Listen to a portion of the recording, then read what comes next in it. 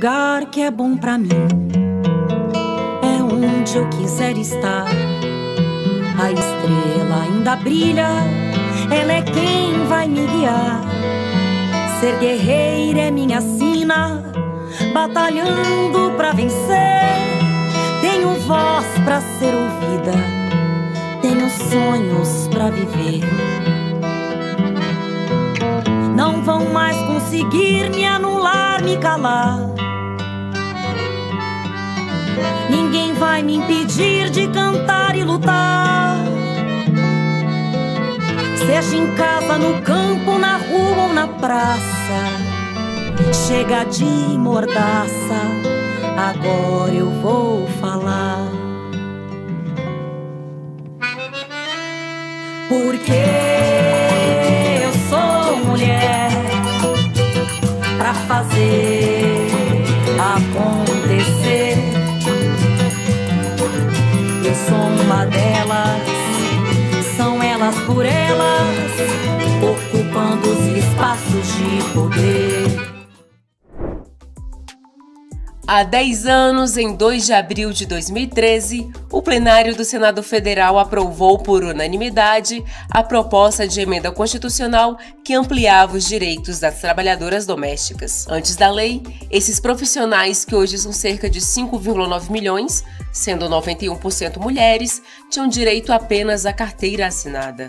Com a Lei Complementar 150, que resultou desta PEC, sancionada pela presidenta Dilma Rousseff, as domésticas passaram a ter direitos como FGTS, jornada de trabalho fixada, pagamento de horas extras, seguro-desemprego, adicional noturno e abono família. Nesta primeira década, foi dado um passo importante pelo reconhecimento de direitos das trabalhadoras domésticas. As trabalhadoras domésticas percorreram um longo caminho para conquistar os direitos que possuem atualmente. E na aula desta quarta-feira, a defensora pública pelo estado de São Paulo, Isadora Brandão, faz um panorama dessa luta no Brasil. Em nossa aula, eu vou abordar alguns elementos, algumas informações que foram discutidas por mim na minha dissertação de mestrado, intitulada Da invisibilização ao reconhecimento institucional, limites da proteção jurídica das trabalhadoras domésticas. Essa dissertação foi defendida no ano de 2016, na Universidade de São Paulo, e posteriormente foi publicada pela editora Letramim. Nós vamos trazer um pouco do panorama do emprego doméstico no Brasil, a partir de alguns dados. Nós vamos falar também sobre qual é a importância do trabalho doméstico para o bem viver. Vamos abordar de que maneira o trabalho doméstico se situa nas interseções de gênero, raça e classe. E vamos, por fim, falar um pouquinho da história de luta das trabalhadoras domésticas no Brasil e do exemplo pioneiro e da luta pioneira de Dona Laudelina de Campos Melo. Bom, panorama do emprego doméstico em dados. Do que a gente está falando quando a gente está falando em emprego doméstico? Qual é a magnitude dessa realidade em nosso país, na América Latina e no mundo? A OIT, que é a Organização Internacional do Trabalho, em 2013, estimou em mais de 67 milhões o número de trabalhadores domésticos em todo o globo.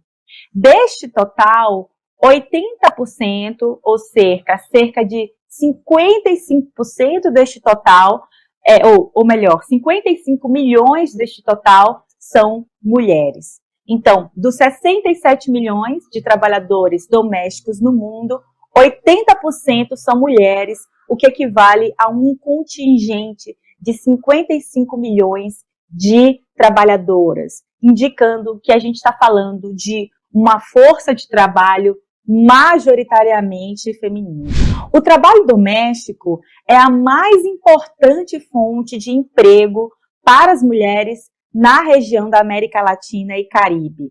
Então, 27% da ocupação feminina nesta região é representada pelo trabalho doméstico. Além disso, é preciso a gente destacar também que o trabalho doméstico é uma das ocupações com níveis de remuneração mais baixos no mundo, com médias de salário abaixo da metade do salário médio vigente no mercado de trabalho. O trabalho doméstico representa, por esses fatores, o núcleo duro do déficit de trabalho decente no Brasil e no mundo. Ou seja, muitas das ocorrências, né, no mundo do trabalho que se distanciam desse paradigma de trabalho decente que a OIT estabeleceu, ele é representado pelo trabalho doméstico. No Brasil, em 2016, nós tínhamos 6,1 milhões de trabalhadoras domésticas, de trabalhadores domésticos, dos quais 92% eram mulheres. Destas, apenas 42% contribuem para a Previdência Social, 32% possuem carteira de trabalho assinada e 4% apenas é sindicalizada. Em 2015, 88,7% dos trabalhadores domésticos entre 10 e 17 anos no Brasil eram meninas e 71% eram negras. Então, nós estamos falando de um trabalho realizado majoritariamente por mulheres, por meninas e por mulheres negras. E nós estamos falando de um trabalho, né, que, na maior parte dos casos, ao redor do globo, inclusive no Brasil, é realizado de maneira precária, é realizado associado a um baixo nível de reconhecimento de direitos trabalhistas, a não adesão à Previdência Social, a não acesso aos instrumentos de proteção social e por aí vai. O trabalho doméstico, ele é uma das ocupações mais antigas e importantes do Brasil e está ligado fortemente à nossa história escravista e colonialista. Tanto por isso é que boa parte, né, das mulheres que desempenham esse trabalho é composta por mulheres negras. Ele é realizado em condições de informalidade, muitas vezes sem carteira assinada. Inclusive, em nosso país, apenas 1/3 das trabalhadoras domésticas possui carteira assinada. Essa ausência de registro em carteira acaba afastando a incidência de direitos e obrigações previstas na legislação nacional. De modo que, como já dito, muitas mulheres lidam com um cotidiano marcado pela subremuneração, por longas jornadas de trabalho, pela ausência de descanso semanal remunerado, pela falta de proteção social, por más condições de vida e descumprimento das normas trabalhistas. A recomendação 204 da Organização Internacional do Trabalho reconhece que as pessoas que ingressam no mercado informal, como é o caso das trabalhadoras domésticas, não fazem por escolha, e sim como consequência da falta de oportunidades na economia formal, e porque, na maioria das vezes, carecem de outros meios de sustento. A ausência de formalidade no vínculo empregatício é um obstáculo à garantia de direitos trabalhistas e à proteção social. A transição de uma economia informal para uma economia formal é essencial para se desenvolver, para um desenvolvimento includente e para tornar efetivo o trabalho decente para todos e todas. Qual a importância do trabalho doméstico para a sociedade? Qual a importância do trabalho doméstico para o bem viver?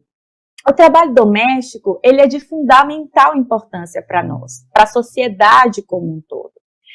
Ele é essencial para o bem viver porque ele se destina à satisfação de necessidades humanas básicas, primárias, elementares.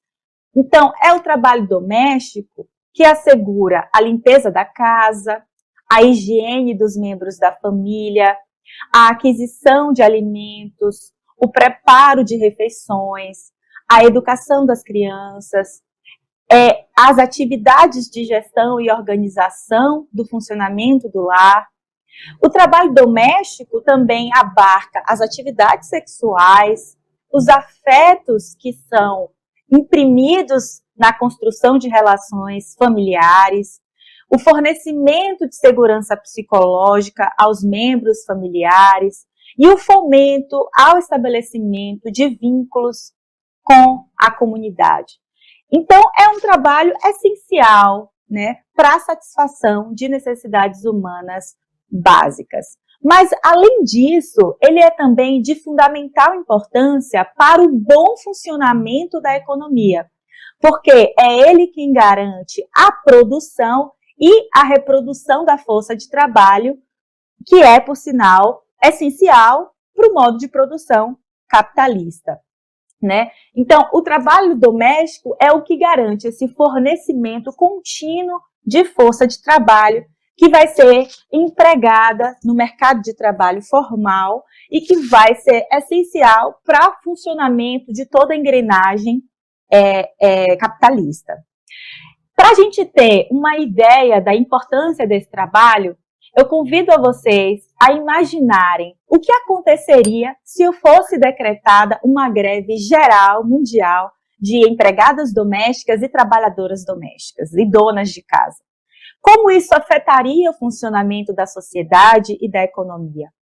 O trabalhador, provavelmente, ele não conseguiria ir trabalhar dia após dia se ele não estiver alimentado, se ele não possuir roupas limpas, se ele não tiver com quem deixar os seus filhos durante a jornada de trabalho. Então, a gente está falando de um trabalho que realmente tem uma importância fundamental para a sociedade, para o bem viver, para o funcionamento da economia, mas, apesar disso, as marcas do trabalho doméstico, o que caracteriza o trabalho doméstico e o emprego doméstico em nosso país, são a invisibilidade e a desvalorização. Para a gente entender por que é que a invisibilidade e a desvalorização são marcas desse trabalho doméstico, a gente precisa pensar que esse trabalho doméstico se situa numa interseção de gênero, raça e classe. Ele sofre com os efeitos e determinações das opressões de gênero, raça e classe. Quais são as determinações de gênero que estabelecem o lugar desvalorizado e invisibilizado do trabalho doméstico em nossa sociedade? Bom, basicamente é a divisão sexual do trabalho. A divisão sexual do trabalho, ela se baseia em dois princípios básicos. A ideia de separação entre o trabalho de homens e de mulheres e o princípio da hierarquização dessas funções. O que significa dizer que há em nossa sociedade a atribuição prioritária aos homens de funções produtivas e de funções que gozam de prestígio social, atreladas ao espaço público, como a produção de mercadorias, as funções políticas e militares. E, por outro lado, de acordo com essa divisão sexual do trabalho, há uma atribuição prioritária às mulheres de funções reprodutivas, ou seja, desse trabalho doméstico e de cuidados, essencial à produção e reprodução da força de trabalho. E é um trabalho que, como nós sabemos, não goza do mesmo prestígio e do mesmo valor que esse trabalho produtivo, prioritariamente delegado aos homens e desempenhado no campo público. É importante a gente destacar que as mulheres conquistaram o direito de exercer o trabalho extralar, né? Mas, ainda que elas venham a desenvolver esse trabalho extralar, na maioria das vezes, as mulheres, enquanto grupo social, não são desoneradas do trabalho doméstico e de cuidados junto às suas próprias famílias e muitas vezes acabam acumulando uma dupla jornada de trabalho. Mesmo quando essa mulher que se insere no mercado de trabalho formal consegue contratar uma empregada doméstica para assumir esse trabalho de cuidados em sua própria residência, ela continua responsável por selecionar essa trabalhadora doméstica, por contratar essa empregada doméstica, por transmitir a essa empregada doméstica as orientações necessárias à gestão do lar, à supervisão das crianças, ao cuidado com os idosos. E, portanto, o que eu quero dizer é que, ainda que as mulheres tenham alcançado recentemente o mercado de trabalho formal, elas não foram desoneradas do trabalho doméstico e de cuidados que precisa ser desempenhado junto às suas próprias famílias, disso resultando aí uma dupla jornada de trabalho. Então, por mais que as mulheres tenham acessado o mercado de trabalho, esses princípios da separação entre o trabalho de homens e mulheres e hierarquização dessas funções, eles permanecem vigendo e organizando a maneira como o trabalho é distribuído entre homens e mulheres. Há também uma determinação racial no trabalho doméstico, que é a divisão racial do trabalho. Ela se estrutura em nosso país, basicamente, a partir do período colonial e do escravismo. Porque, neste período, né, um grande contingente de mulheres escravizadas foi empenhado para realizar afazeres domésticos dentro da Casa Grande. Seja porque a economia, né, da colônia girava em torno do uso intensivo de força de trabalho humana, tendo em vista a ausência de maquinarias e tecnologias avançadas, seja porque a sociedade escravocrata se caracteriza por uma aversão ao trabalho manual, ao trabalho braçal, né? Na lavoura colonial havia, portanto, uma rígida divisão entre o que é considerado trabalho intelectual e o que é considerado trabalho braçal, manual. Sendo que o trabalho intelectual era atribuído prioritariamente à raça branca colonizadora e o trabalho material, braçal, manual era atribuído prioritariamente às raças colonizadas. A população negra, portanto, prioritariamente as mulheres negras que eram, então, alocadas na Casa Grande para realizar esses afazeres domésticos, né? E essa divisão racial do trabalho, ela está muito assentada nas premissas de um racismo científico, né, que entre o século XIX e o século XX pregavam a inferioridade racial das raças negras, associando-as, né, a um primitivismo e a uma inaptidão para o exercício racional e para o trabalho intelectual. Então, o racismo, ele vai ser um componente também importante para a gente entender por que em nosso país a maioria dos trabalhadores domésticos é negra, né? E também mulher, feminina, é composta também por mulheres negras. Antes, a gente era tratada como escrava, né? Alguns patrões achavam que a gente ainda era escravizada, não foi liberta e não queriam nem assinar carteira, pagar direitos, achava que estava fazendo um favor. Pega a trabalhadora do seu estado, leva para outro, né? E quando chega lá, vou levar até mesmo uma criança, né, menor. Não, vou levar para estudar, vou levar para ter uma vida melhor. E quando chega no local, ela não estuda e é uma criança, às vezes cuidando de outra criança, ou fazendo os afazeres todos da casa, não tendo um conforto, não tendo a vida de criança, né? E sim fica adulto antes do tempo, e se aproveita da trabalhadora. O Brasil, ele tem esse perfil de escravocrata, né? Achar que só porque a trabalhadora doméstica é mulher negra, pobre, da periferia, ela é uma escrava, né? Acha que tem obrigação de servir o homem branco. Ainda tem isso. Agora é o trabalho escravo moderno, né? E há também uma determinação de classe, né, na conformação do trabalho doméstico. Porque ele está associado, e aí o emprego doméstico de maneira particular, necessariamente a um contexto de reprodução das desigualdades de classe dentro do grupo social das mulheres. Ou seja, ao mesmo tempo que o emprego doméstico é um meio de subsistência para mulheres negras desde a abolição da escravidão, e é ele que tem lhes permitido o sustento de suas famílias, ele tem também assegurado, no outro polo dessa relação, o ingresso de mulheres brancas, de mulheres de classe média e privilegiadas no mercado de trabalho.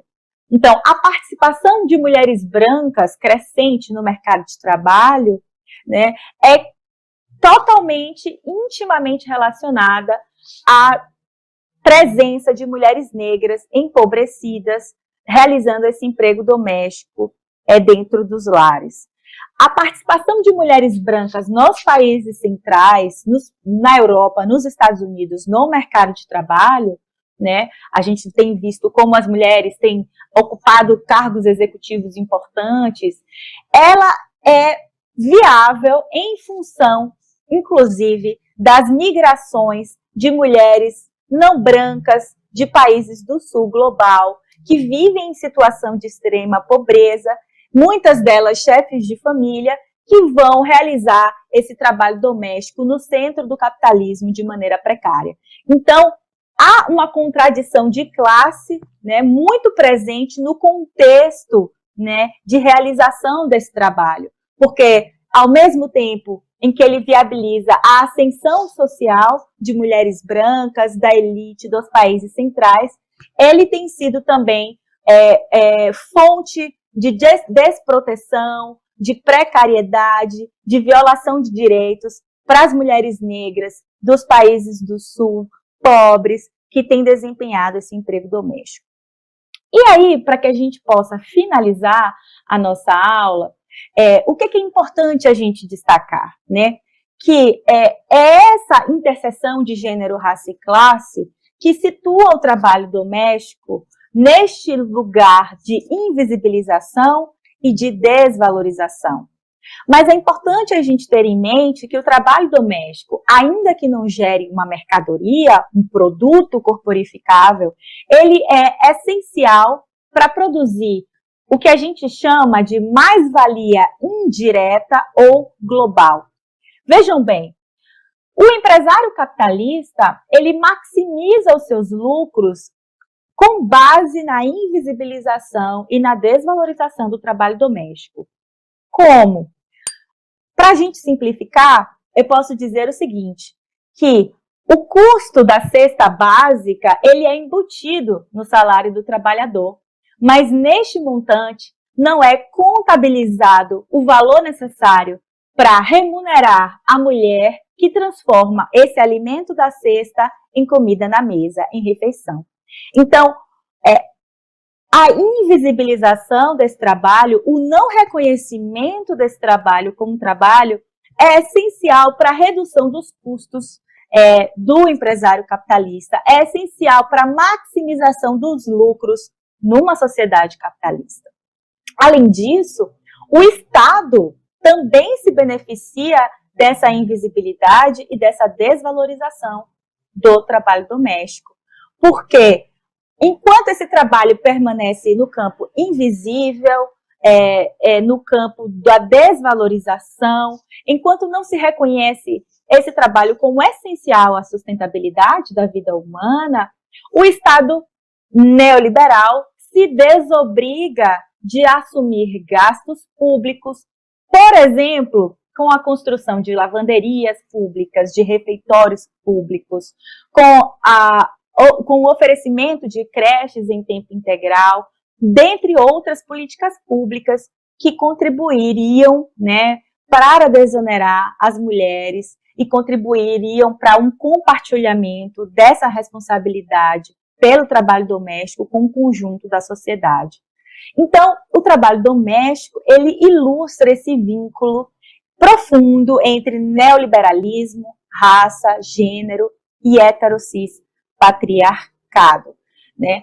Nesse sistema, as trabalhadoras domésticas, sejam elas remuneradas ou não, são consideradas engrenagens indispensáveis, porém descartáveis do sistema capitalista. E na pandemia global de Covid-19 que nós estamos vivendo, isso ficou muito patente, porque muitos empregadores não quiseram abrir mão, né, de contar com as suas empregadas domésticas em seus lares durante o período de pandemia, apesar de todas as orientações que recomendavam o distanciamento social, e nem por isso as mulheres trabalhadoras domésticas foram consideradas como grupo prioritário, por exemplo, para fins de acesso à vacinação. Então, elas são consideradas essa mão de obra indispensável, mas ao mesmo tempo descartável, porque não são destinatárias de políticas públicas que garantam as condições mínimas para a realização do seu trabalho. Nessa época de doença, a trabalhadora doméstica levou mais prejuízo, né? Quando o governo foi e suspendeu, né, aquele contrato, a suspensão de contrato, os patrões, o que eles faziam? Eles botavam a trabalhadora, não todos, né, mas a maioria botava a trabalhadora no plano do governo, né, suspensão do contrato, mas a trabalhadora continuava indo, se arriscando, indo trabalhar, e o patrão não pagava, porque o certo era 70% do governo e 30% do patrão. Só que o que o patrão fazia? Ele não pagava, dizia para a trabalhadora, o governo que vai te pagar. E continuava com a trabalhadora em casa, trabalhando do mesmo jeito, com todo o risco. E algumas que mais esperto, ou que entendia mais um pouco, ligava para o sindicato e perguntava como é que funcionava, se era assim mesmo. Aí a gente dava o esclarecimento. As que não prestavam atenção, trabalhou, né? Algumas teve o trabalho análogo à escravidão, porque ficou presa na casa do patrão, não saía. Teve algumas que tivemos até que resgatar em alguns estados.